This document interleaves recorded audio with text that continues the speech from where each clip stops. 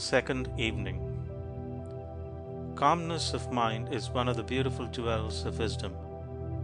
A man becomes calm in the measure that he understands himself as a thought-evolved being, and as he develops a right understanding and sees more and more clearly the internal relations of things by the action of cause and effect, he ceases to fret and fume and worry and grieve, and remains poised, steadfast, serene.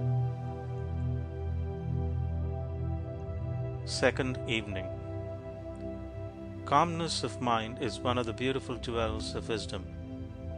A man becomes calm in the measure that he understands himself as a thought-evolved being, and as he develops a right understanding and sees more and more clearly the internal relations of things by the action of cause and effect, he ceases to fret and fume and worry and grieve, and remains poised, steadfast, serene.